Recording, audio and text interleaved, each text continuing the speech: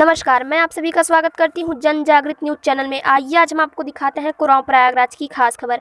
आंदोलित किसानों का समर्थन करने के लिए किसान गोष्ठी का किया गया आयोजन। कुरांव तहसील अंतर्गत ग्राम पंचायत गाढ़ा में किसान गोष्ठी का आयोजन किया गया। इस किसान गोष्ठी में भारतीय किसान यूनियन लोक शक्ति के प्रदेश उपाध्यक्ष को आमंत्रित किया गया था, जो मुख्य अतिथि बनाए गए थे।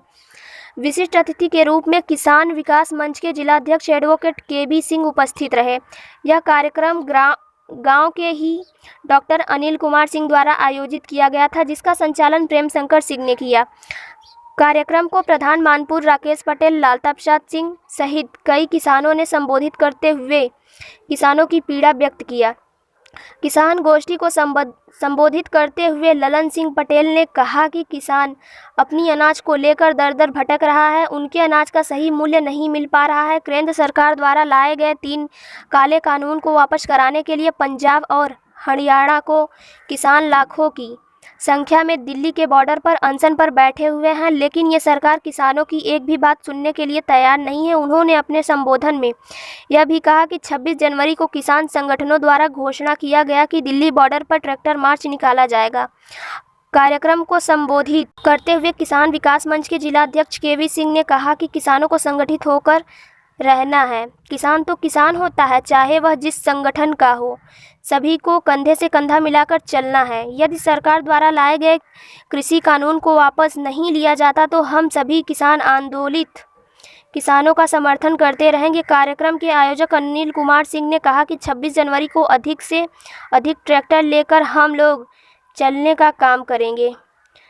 तत्पश्चात संबोधन के बाद 2 मिनट का मौन रखकर दिल्ली बॉर्डर पर शहीद हुए किसानों के प्रति उनके आत्मा को ईश्वर शांति प्रदान करने की कामना किया।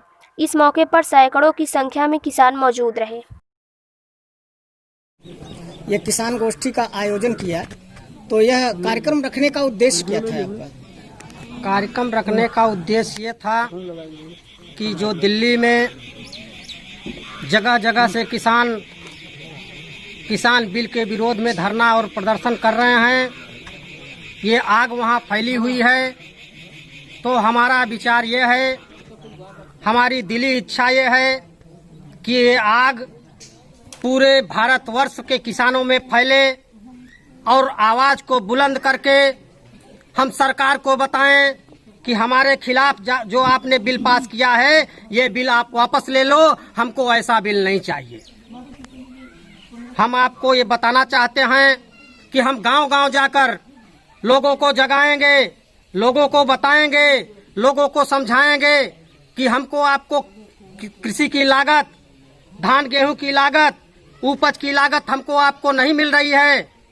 हम आप उठें, जागें और अपनी आवाज को बुलंद करें और सरकार तक ये पहुंचाएं कि हमको आपको उचित लागत मिले, हमारा आपका गेहूं और धान उचित मूल्य में बिक सके। अभी आगे की रणनीति आपकी क्या है? आगे की रणनीति ये है कि अगर किसान बिल ये सरकार वापस नहीं लेती तो हमको चाहे जान की बाजी लगाना पड़े, लाठी और डंडे खाना पड़े या पानी की बौछार झेलना पड़े, लेकिन हम पीछे हटने वाले नहीं हैं। हम तहसील पर, जिला पर और जरूरत पड़ी तो दिल्ली में भी ट्रैक्टर ले जाकर सरकार को अपनी मांग को पूरा करवाएंगे। चाहे इसमें सालों लग जाएं, चाहे 2 साल लग जाएं, लेकिन जब तक सरकार अपने बनाए हुए कानून विरोधी, किसान विरोधी कानून को नहीं वापस नहीं लेती, तब तक हम बैठने वाले चैन से नहीं हैं। हम अपने घर द्वार को छोड़कर किसानों को जागृत करके एक समूह, एक बैनर के तले इकट्ठा करके सरकार को अपनी मांगों को मनवा कर रहेंगे। आपका परिचय?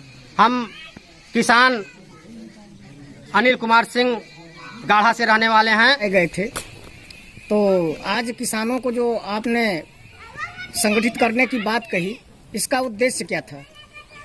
उद्देश्य बहुत साफ सुथरा है। माननीय पत्रकार जी, आपको बहुत बहुत धन्यवाद।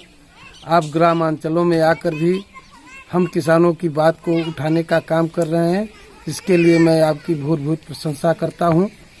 और यह गूंगी बहरी निकम्मी सरकार को किसानों का आंदोलन जो चल रहा है, कहीं आतंकवादी, कहीं उग्रवादी, कहीं नक्सलवादी, कहीं कांग्रेस के प्रायोजित कार्यक्रम बताया जा रहा है, जबकि हकीकत यह है कि किसान इस समय लाचार और बेबस है। अपनी उपज का मूल्य नहीं पा रहा है, औने पौने में दाम पर अपने फसलों को बेच रहा है। बड़ी विषम परिस्थितियों में किसान जी रहा है। जब न्यूनतम समर्थन मूल्य भी नहीं मिल पा रहा है, ऐसी स्थिति में लाभकारी मूल्य की बात तो करना बेईमानी होगी। अभी सरकार ने कहा था अपने संकल्प पत्र में कि मैं किसानों की आय दूनी करूंगा, 2 करोड़ बेरोजगारों को रोजगार दूंगा, पर ऐसा कुछ नहीं कर पा रही है। रोजगार जो था, बाहर जो हमारे गांव देश के लोग गए थे, वो भी इस कोरोना काल में उनको वापस घर पर आना पड़ा। और इस कोरोना काल में ऐसी आफत कौन सी आई कि जो 3 काले कानून के संबंध में इन्होंने ले आकर हम किसानों पर थोप दिया। हम जब कहीं कार्यक्रम करते हैं तो कोरोना का भय दिखाया जाता है और ये धारा 44 लगा दी जाती है कि आप 4 लोगों से ज्यादा इकट्ठा न हो। कहीं न कहीं हमको हमेशा परेशान किया जा रहा है, किसानों की आवाज को दबाने का काम किया जा रहा है। हम किसान सभी लोग इस सरकार से आहत हैं, इनके कृत्यों से बहुत ही दुख है। उम्मीद थी सारे किसानों को कि इनके कार्यकाल में भ्रष्टाचार खत्म होगा, पर भ्रष्टाचार एकदम चरम सीमा पर पहुंच चुका है।